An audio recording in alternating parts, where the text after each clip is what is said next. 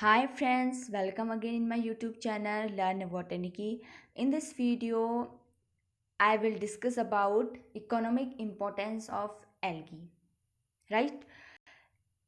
So let's start. Let's see.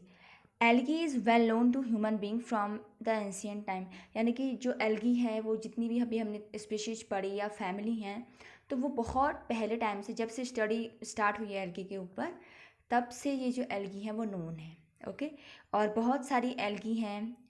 आपको पता है सी वीड्स, मैंने आपको बताया था कि जो फियोफाइसी के मेंबर्स हैं उसमें सी वीड्स इंक्लूड होती हैं. उनका यूज़ करते हैं as food. Okay. And manufacture of iodine, iodine की मैन्युफैक्चरिंग के लिए इंडस्ट्री में, and for biological research purposes also. Right. So जितने भी ये सारी चीज़ें होती हैं इंडस्ट्रियल या फिर फूड के फॉर्म में, तो एल्गी का बहुत ही ज़्यादा एक इकोनॉमिक इम्पोर्टेंस यहाँ पे आ जाता है. और यहाँ पर आप देख सकते हैं कि बहुत ही ज़्यादा जो भी फाइकोलॉजिस्ट हैं जितने भी, because the study of algae उसे हम कहते हैं फाइकोलॉजी. जो तो जितने भी फाइकोलॉजिस्ट हैं वो इस चीज़ की खोज में है कि कैसे हम जो एल्गी का यूज़ है वो ह्यूमन के बेटरमेंट के लिए कर सकते हैं और ज़्यादा, ताकि जो इकोनॉमिक वैल्यू है वो इसकी बढ़े. ओके. और अभी हम देख सकते हैं जो एल्गी है उसका जो यूज़ है वो लगातार कॉन्टीन्यूसली बढ़ रहा है. जितनी भी रिसर्चेस हो रही हैं वो सब यही कहती हैं कि जो एल्गी है वो उसका यूटिलाइजेशन बहुत ही यूज़फुल है ह्यूमन बीइंग के लिए, मैन के लिए स्पेशली. सो इसके कुछ इंपॉर्टेंट पॉइंट्स हैं जिसमें हम डिस्कस करेंगे कि एल्गी का यूज़ किन किन वे में हम कर सकते हैं. पहला है algae as a food. Food के फॉर्म में होता है. Right. The large number of species of algae, they contains rich amount of vitamins, carbohydrates, inorganic substances. Vitamins include A, C, D and E. These all vitamins are present in algae. For example, algae like Porphyra, Tinera, Laminaria, Rhodymania and Spirogyra, these are used as standard food throughout the Japan. यानी कि Japan एक country है जहाँ पर ये जितनी भी species हैं उसका यूज़ करते हैं एज अ फूड के फॉर्म में.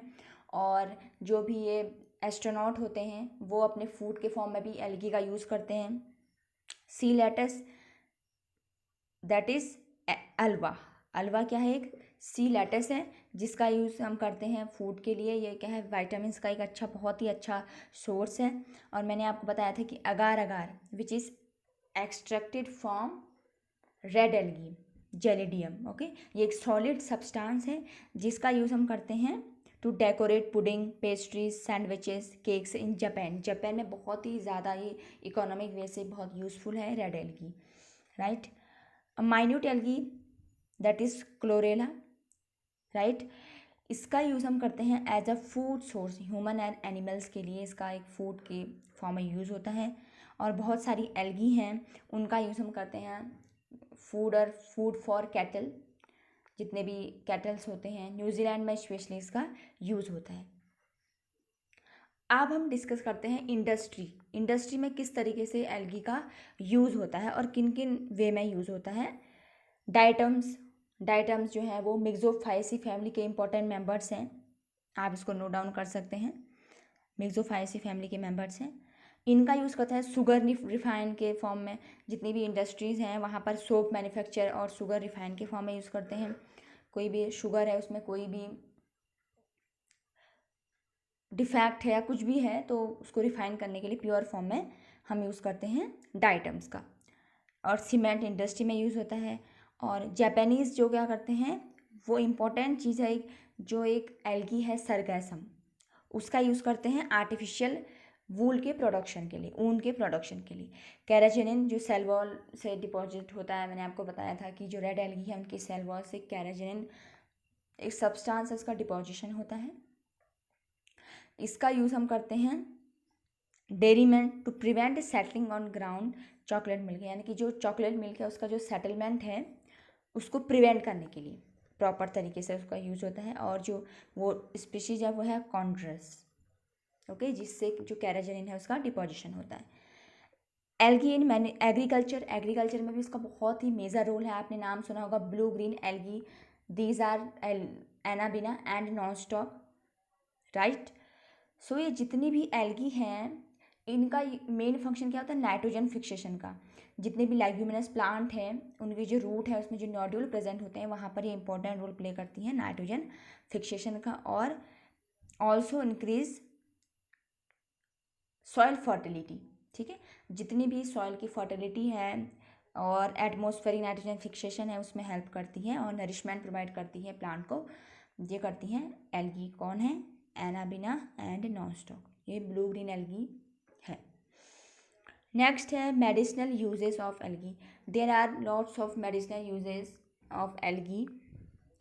फॉर एग्जाम्पल आपको पता है कि एल्गी क्या है, यूनिसेलुलर ग्रीन होती है, उसका एक एग्जाम्पल है क्लोरेला, ठीक है।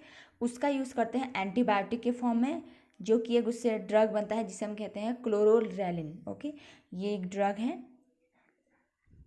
और इसके अलावा प्रेजेंस ऑफ कारा एंड निटेला, ये भी क्या है, एक तरीके से जितने भी आपके पॉन्ड्स हैं वहाँ पर जो भी मॉस्किटोज़ हैं, ठीक है, जो ग्रो करते हैं पॉन्ड्स वगैरह में ना, हमने जनरली देखा है कि मॉस्किटो ग्रो करते हैं, तो ये क्या करता है, उसको प्रिवेंट करता है, उस मॉस्किटो की लार्वा को बनने से रोकता है।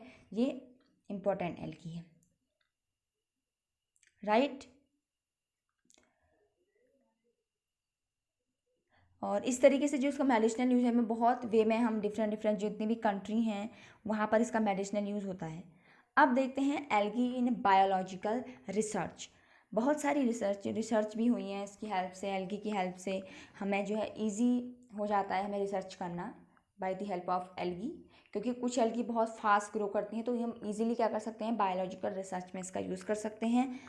एक बहुत ही इंपॉर्टेंट एग्जांपल है, दैट इज़ एसिटेबुलेरिया वॉलेनिया एंड निटेला। ये क्या है, बहुत ही तेज़ी से ग्रो करती है, तो इसमें हम इजीली जो जितने भी फाइकोलॉजिस्ट हैं, उन बॉटनिस्ट हैं, उन लोगों ने मॉर्फोजेनेसिस, न्यूक्लियर फंक्शन जो भी है, और जो न्यूक्लियर फ्यूज़न है, साइटोप्लाज्मिक रिलेशनशिप हैं, आयन एक्सचेंज है विद देयर इन्वायरमेंट, तो जो एल्गी है उसी में, इन एल्गी में डिस्कवर हुआ है ईजीली, राइट।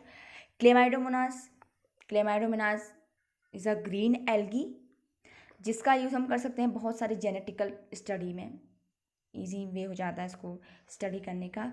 एंड क्लेमाइडो जो मोनास है वो एक फर्स्ट हैप्लॉइड ऑर्गेनिज्म था, जिस पर सबसे पहले क्या हुआ था, हाइब्रिडाइजेशन हुआ था। सबसे पहले आप इसको नोट कर सकते हैं कि ऐसा कौन सी स्पीशीज़ है एल्गी की जिसमें सबसे पहले हैप्लॉइड ऑर्गेनिज्म कौन सा है जिसमें सक्सेसफुली हाइब्रिडाइजेशन हुआ था एल्गी का, ओके। सो ये सब इम्पोर्टेंट एल्गी के यूज़ हैं ह्यूमन बींग्स के लिए, किस तरीके से हम अपने ह्यूमन वेलफेयर के लिए इसका यूज़ कर सकते हैं एल्गी का डिफरेंट डिफरेंट वे में, in industry as a fodder and biological researches, medicinal values. So ये सब हैं जिसकी वजह से हम कह सकते हैं कि हम एल्गी को आगे और ज़्यादा कंजर्व करके रख सकते हैं, और फर्दर हम आने वाले टाइम पर इससे अच्छी जितने भी प्रोडक्ट हैं उनको बना सकते हैं। बस कुछ डिस्कवरी अभी चल रही हैं तो उन पर डिपेंड है, ओके। सो फ्रेंड्स, ये सब कुछ था इकोनॉमिक इम्पोर्टेंस ऑफ एल्गी के बारे में, ओके।